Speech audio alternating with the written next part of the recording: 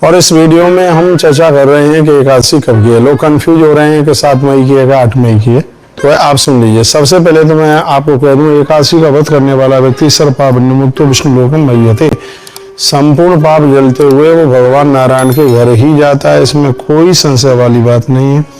कहा जाता है जो एकादशी के दिन एकादशी की कथा सुनते हैं, सुनाते हैं, पठना श्रवण राजन गौ सहस्र फलम लभेत, ग्रंथ में कहा गया उन्हें 1000 गायों के गोदान करने के बराबर उन्हें पुण्य प्राप्त होता है। तो धर्मराज युधिष्ठिर ने भगवान को कहा कि भगवान, आपने वैशाख कृष्ण पक्ष की एकादशी वरुथनी एकादशी के बारे में बताया, और आपने ये कहा कि सर्व पाप क्षेम कृत्वा विद्या प्राप्ति क्षम गतिम, आपने कहा कि वो एकादशी संपूर्ण पापों को जला देती है। अब मैं आपसे वैशाख शुक्ल पक्ष की एकादशी के बारे में सुनना चाहता हूँ।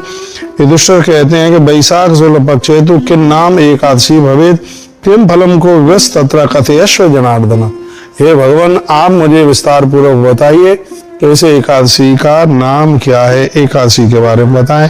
तो भगवान श्री कृष्ण ने कहा कि राजन युधिष्ठिर, आपने जो मुझे पूछा है यही बात एक बार प्रभु राम ने गुरुदेव वशिष्ठ को यह बात पूछी थी। उन्होंने भी कहा था, भगवान श्रोतमिच्छामि व्रतानाम उत्तमं व्रतम, हे गुरुदेव आप बताइए सर्व पाप क्षयकरम सर्व दुख निकृंतनम, ऐसा कौन सा व्रत है जिससे संपूर्ण प्रकार के दुखों का समापन हो जाता है। तब भगवान गुरुदेव वशिष्ठ ने इसी एकादशी के बारे में बताया। कहा वैशाखस्य ते पक्षे राम एकादशी भवेत मोहिनी नाम सा प्रोक्ता सर्व पाप हरा परा। वैशाख शुक्ल पक्ष में पड़ने वाली एकादशी जिसका नाम है मोहिनी एकादशी।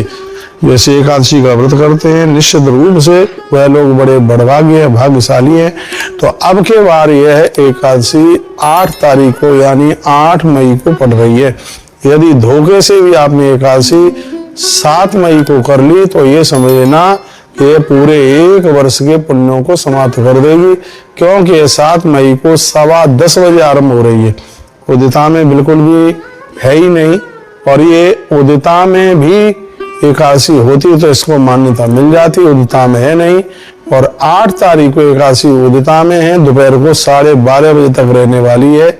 इसलिए हर प्रकार से एकादशी 8 तारीख को कीजिए। और एक ध्यान रखिएगा, जो एकादशी द्वादशी में पड़ती है वह एकादशी 26 एकादशियों का एक्स्ट्रा फल दे देती है।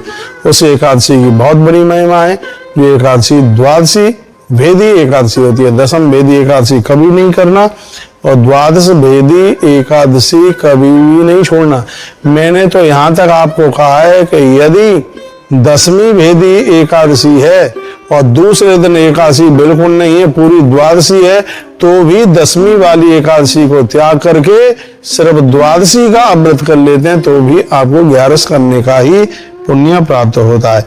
तो मैं आपको फिर कहना चाहूंगा, वशिष्ठम पृथराजेंद्रम यत्त्वं माम न प्रक्षसि।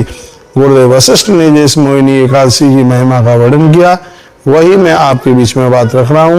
एकादशी 8 मई को है और आप ये 8 मई को ही एकादशी का व्रत करें। अगली वीडियो हमारी पारण की आपके पास आ रही है। अगली वीडियो मोहिनी व्रत कथा की आपके पास आ रही है, और मोहिनी एकादशी के दिन 11 के उद्यापन की भी बहुत बड़ी महिमा है। बहुत बहुत धन्यवाद, आपने हमें पूरा सुना। वीडियो में कुछ अच्छा लगा, मैंने 5-4 श्लोक बोलकर प्रमाणित बात कही है, तो यह वीडियो आगे जरूर भेजिए जिससे और भी लोग लाभान्वित हो सकें।